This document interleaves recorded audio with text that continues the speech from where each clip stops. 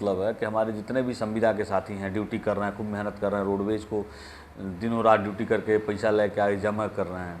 और कहानी क्या हो रहा है कि जब पैसा जमा करने के बाद, जब किलोमीटर पूरा करने के बाद, जब तनख्वाह का समय आ रहा है, जब वेतन का समय आ रहा है, तो पता चला किसी की कटौती कर दी गई, किसी की 2300 काट दिया गया, किसी का 1000 काट दिया गया, किसी का पूरा 3000 काट दिया गया।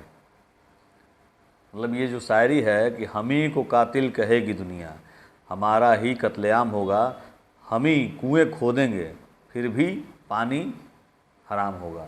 वही कहानी है। हम लोग खूब मेहनत करके ड्यूटी कर रहे हैं, सब कुछ कर रहे हैं, और आखिरी में क्या हो रहा है कि हमारे वेतन से कटौती कर दी जा रही है। मैं किस मुद्दे पे बात कर रहा हूँ ये समझ गए होंगे आप। अभी आपके सामने एक बहराइच का वीडियो आया है, मैंने उसको लगा भी दे रहा हूँ, देख लीजिए कि इंकलाब जिंदाबाद का नारा लग रहा है, और उसके बाद भी डग्गामारी पे कोई परवाह नहीं है, कोई प्रहार नहीं है। मैंने कई सारे वीडियो या आराम साहब के हों या अपने खुद के बनाए हुए वीडियो मैंने देखा है, डाला है कि डग्गामारी के खिलाफ़ एक बार कार्रवाई होनी चाहिए, लेकिन कोई कार्रवाई हो नहीं रही है। ठीक है, अच्छी बात है, नहीं होगा तो नुकसान क्या होगा। एक संविदा के तौर पे मैं कहूँगा, ये जो संविदा के हमारे साथी हैं, उनकी पीड़ा है, उनका दर्द है, एक शायरी के माध्यम से, ये भी शायरी है, संविदा के कर्मचारियों को भी छूता हुआ ये शायरी निकल रहा है। तो मैं उस पर 2 लाइन कहूँगा।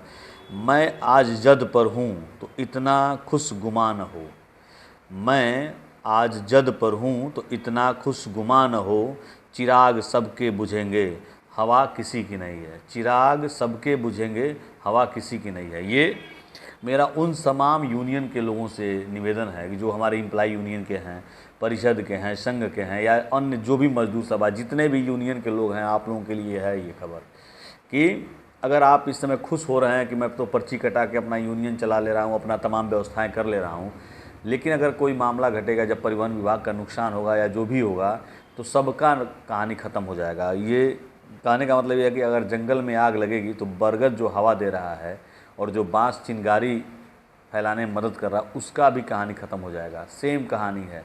अगर कोई नुकसान होगा तो संविदा तो जाएगा, वो तो मजदूर है, मजदूरी कर रहा है, 15,000, 16,000, 17,000 की नौकरी कर रहा है, 20,000 की नौकरी कर रहा है, वो तो चला जाएगा, कोई दिक्कत नहीं। लेकिन जब आप 40,000, 50,000, 60,000, जो 1 लाख रुपया महीना पा रहे हैं एसी कमरे में बैठकर, आपका भी नुकसान हो जाएगा। कल का एक वीडियो आया था जिसमें बहराइच डिपो पे, देवीपाटन पे जो है लोगों ने हड़ताल किया, चक्का जाम किया, और उसके बाद कैसरबाग में भी आज चक्का जाम हुआ, हड़ताल हुआ और तमाम लोग घेराव किए। मैं गोरखपुर के सहायक क्षेत्र प्रबंधक महोदय को धन्यवाद देता हूं कि उनके द्वारा जो अभियान चलाया गया उसमें आज उनके द्वारा 3-4 गाड़ियां पकड़ी गई। बीच में उनके द्वारा एक और अभियान चलाया गया था जिसमें कई सारी आर्टिका कारों को पकड़ा गया। देखिए आज सामने वो भी देखिए भगवा कलर में एकदम डेंट पेंट ऐसा हुआ कि लगेगा ही नहीं कि प्राइवेट गाड़ी है कि रोडवेज की गाड़ी है। इतना शानदार मेंटेन किए हुए हैं सब, और आदमी जल्दीबाजी में रहता है, ध्यान नहीं देता है कि चलो भाई इसी गाड़ी में बैठ जाओ। तो आज सहायक क्षेत्र प्रबंधक गोरखपुर के जो हैं महेश चंद जी द्वारा 3-4 गाड़ियाँ बसें पकड़ी गई हैं, उनका आरटीओ से चालान कराया गया है और उसको थाने में बंद कराया गया। तो ये अच्छा काम हुआ है। मैं चाहता हूँ कि इसी प्रकार का जो काम चल रहा है ये पूरे प्रदेश में जहाँ भी सहायक क्षेत्र प्रबंधक लोग हैं इस प्रक्रिया में आ जाएं, और जबकि आदेश है, नियम है कि कम से कम 1 किलोमीटर के अंदर में कहीं भी आप कोई भी प्राइवेट वाहन नहीं खड़ा कर सकते, प्राइवेट गाड़ी नहीं चला सकते हैं।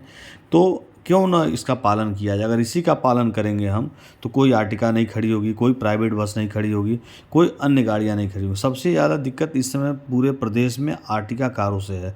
2 लाख रुपया दीजिए, आर्टिका कार तैयार हो गई, और 300-400, 500, 1,000 रुपया, 2,000, 3,000 रुपया रोज़ का कमाना है, और महीने का 90 और 1 लाख के आसपास पहुंच जा रहा है इन लोगों का बजट।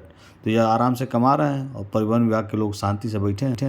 जैसा आप देख रहे हैं कि बहराइच का आंदोलन, कैसरबाग का आंदोलन, बहुत जल्द गोरखपुर में भी अगर स्थितियां नहीं सुधरी तो गोरखपुर में भी चक्का जाम आंदोलन होगा।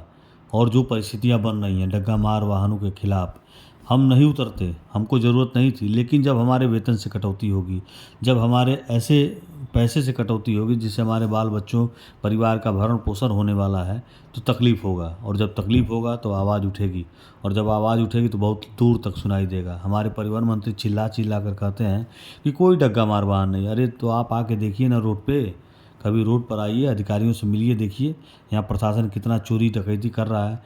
पुलिस प्रशासन लूट रहा है पूरा जम के, पैसा ले रहा है कारों से और गाड़ियाँ खड़ी हैं।